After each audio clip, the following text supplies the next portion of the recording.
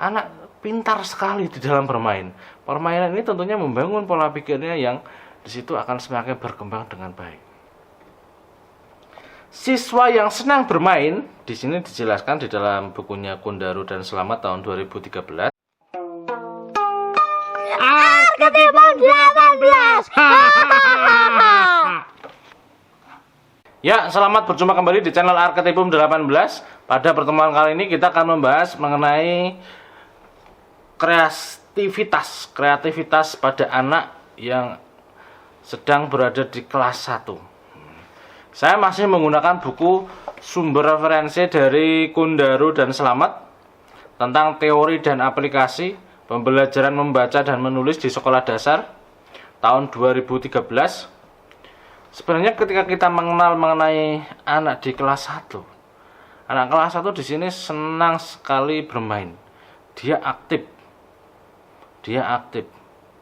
Untuk duduk lama dengan belajar terus-menerus, ini kadang dia bosan. Kemudian dia inginnya bergerak. Namun jika permainan dan gerakan-gerakannya ini dibimbing, kemudian disediakan mainan-mainan yang tentunya bermanfaat dan terkait dengan materi pembelajaran, anak ini senang. Anak ini senang bermain sambil belajar. Belajar sambil bermain. Ada permainan yang ada di dalamnya, selalu ada permainan. Nah, jadi proses pembelajarannya juga proses pembelajaran kreatif yang tentunya menuntut orang tua, menuntut guru untuk menyediakan media-media pembelajaran yang dapat digunakan oleh anak di dalam pembelajaran itu sendiri. Bagaimana cara meningkatkan materi yang ada di dalam pembelajaran ini dikuasai oleh anak. Kualitas pembelajarannya akan semakin baik. Maka disediakanlah model pembelajaran yang tepat, metode pembelajaran yang tepat, media yang digunakan untuk pembelajaran ini disatukan agar nantinya proses pembelajaran semakin menarik. Siswa yang sebelumnya sudah aktif, kita aktifkan lagi juga sesuai dengan materi yang ada. Belajar sambil bermain, bermain sambil belajar. Ini merupakan proses pembelajaran yang menyenangkan di dalam kelas itu sendiri, di keluarga itu sendiri. Di sini dijelaskan di bukunya Kundaru dan Selamat tahun 2013 bahwa pada tahap-tahap awal perkembangan bahasa, anak khususnya anak kelas 1, kreasi siswa akan muncul melalui bermacam-macam kegiatan. Ini kreasi anak akan muncul dari bermacam-macam kegiatan dan permainan yang menarik.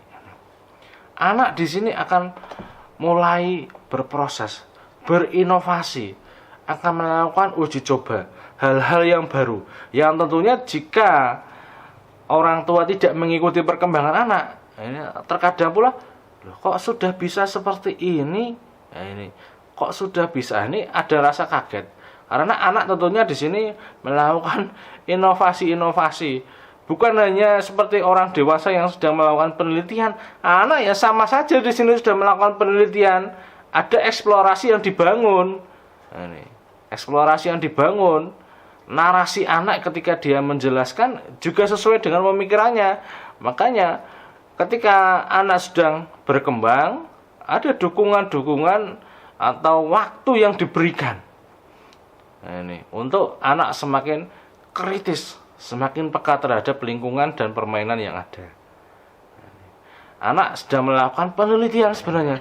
Boleh tidak seperti ini, dirangkai-rangkai sesuai dengan keinginannya. Ini anak pintar sekali di dalam bermain. Permainan ini tentunya membangun pola pikirnya yang di situ akan semakin berkembang dengan baik. Siswa yang senang bermain, di sini dijelaskan di dalam bukunya Kundaru dan Selamat tahun 2013. Siswa yang senang bermain dibimbing agar kreatif, seperti yang saya katakan tadi, perlu ada bimbingan terus-menerus. Bukan hanya sekali, 2 kali, tapi terus-menerus antara orang tua dan guru. Agar kreatif menyusun kata dan kalimat sederhana sendiri dari huruf-huruf yang sudah diperkenalkan. Nah, ini jika di sini permainannya adalah huruf, maka huruf-huruf ini diminta harus disusun sesuai dengan keinginannya akan menulis apa, akan mengejak apa, akan menyampaikan gagasan seperti apa. Nah, ini akan menarik jika permainan-permainan ini memang permainan edukatif, permainan yang membangun dari pola pikirnya siswa itu sendiri.